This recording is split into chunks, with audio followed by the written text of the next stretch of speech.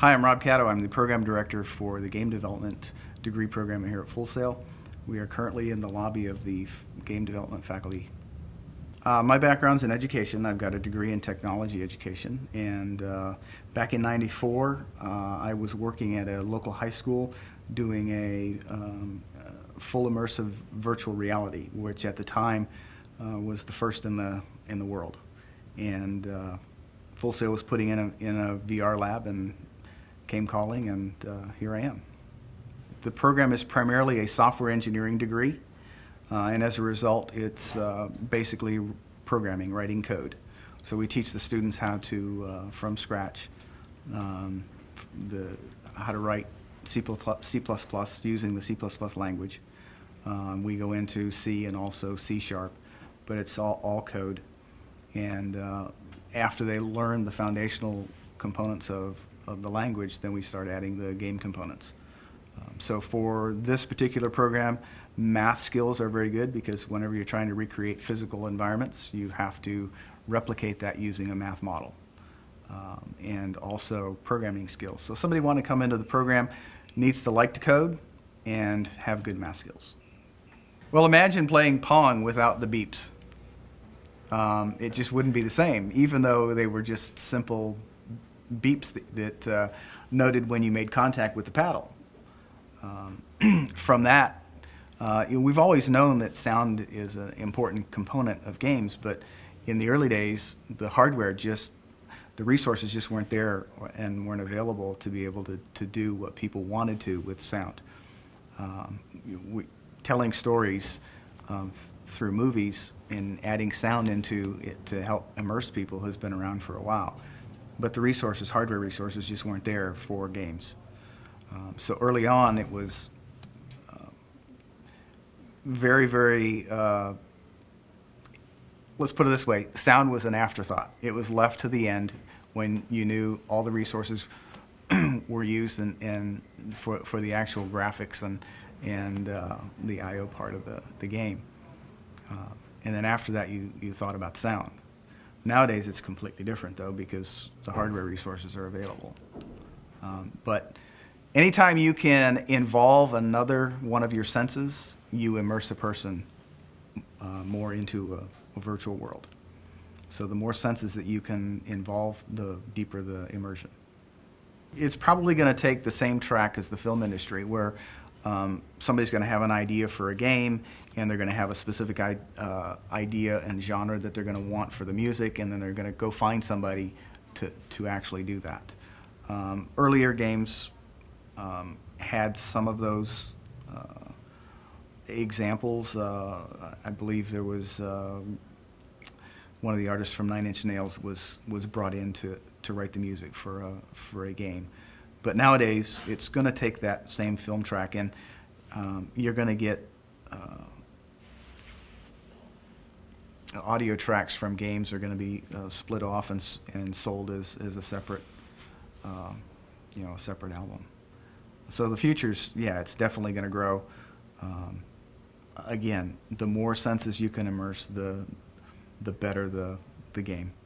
I think there'll always be movies, but storytelling through games as a whole and through community storytelling, where you've got multiple people interacting in a story, is going to get bigger and bigger. Just look at World of Warcraft and the people that still play Final Fantasy. Those are two big games that millions of people are still playing and interacting and creating their own stories. So yeah, at some point in time, are you going to go to the movies and have something in your hand that lets you interact with something on the big screen? It's quite possible, sure.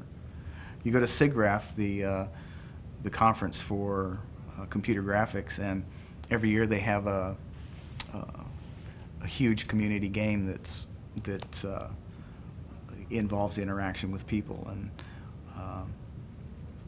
one of the years they had a guy skiing down a hill, and the direction he turned was based on a red or a green paddle, and if more red paddles were shown, then he turned one way. If more green paddles were turned, then he turned the other way.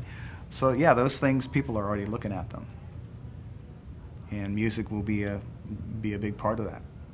Probably the biggest integration of music into games is going to be Guitar Hero, Guitar Hero 2, 3, and Rock Band. That's probably the new karaoke now. And the impact on the music industry is huge. In the last 5 months, I believe, Guitar Hero 3 has seen 5 million downloads. And so that's additional music to play in the game. And then Rock Band has seen, I think, about 2.5 million downloads.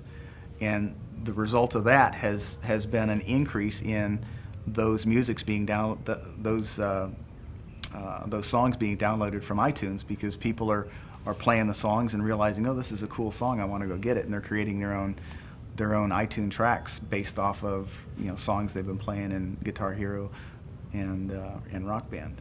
So that's really incredible.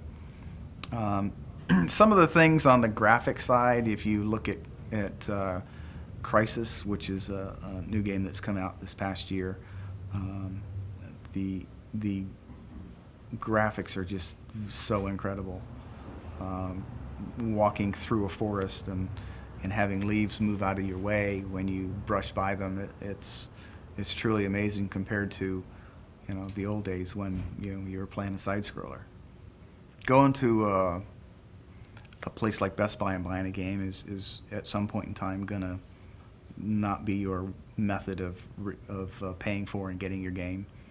Valve with Steam is a good example. You get you just download the Steam software and get a Steam account, and then you can download the games and pay for them right there, and you don't have to go anywhere.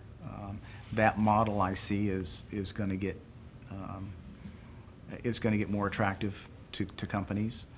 One of the biggest problems right now is shelf space at Best Buy, and the big companies can pretty much buy shelf space. But if you can get a game and get it out there and not have to worry about shelf space and not have to worry about a publisher, that's better for you. So I see that model increasing. With hardware, where are we going with hardware? Who knows? The Wii is not what they were calling next-gen consoles. The Xbox 360 and the PS3 were. Their current technology now, next-gen is what they're working on, but the Wii did not fit into that class, and yet the Wii is outselling all of it simply because it's targeting an audience that's a mother and father and grandmother and grandfather. And they're now able to play games with their kids and interact with their kids and grandchildren. So is technology the key to gaming? I don't know. The Wii is proving it's not. So I think good games and good gameplay are really what people are going to start concentrating on, and the newer technology gives people the freedom to create and build worlds that were bigger and better and more realistic than before. Add complete orchestras and sound into it that really makes you feel the emotions that audio can bring out. So it's not particularly the technology that makes a good game, and it's not. It's more the gameplay. So I see people concentrating more on creating a good game than creating a tech demo that's going to show the hardware capabilities of a specific console. Bobby Prince, who wrote a lot of the audio for id, Doom, and Wolfenstein, and that. Go to his website, and he's got a little thing, how do I become a game composer, and check it out. But one of the things he reiterates over and over again is preparation. You've got to be prepared. You've got to compose. You've got to build. You got to create sound. Now, the other thing is, if you're gonna want to get involved in the game industry, then you've got to be able to show people that you've done um, some work in it. So I'd get involved in the mod industry, and also the indie movement. Find people that are making games and get involved and get your audio on those games so that you have something that you can show people. Because even though in this industry that side of the game development is growing, it's still pretty specialized. And you really have to be able to show that you can do it, and you're prepared, and that you have samples that you can show. Sure. Excellent. Well, thanks so much for Sure. sitting down and doing this with us. My pleasure. Really appreciate it. Yeah.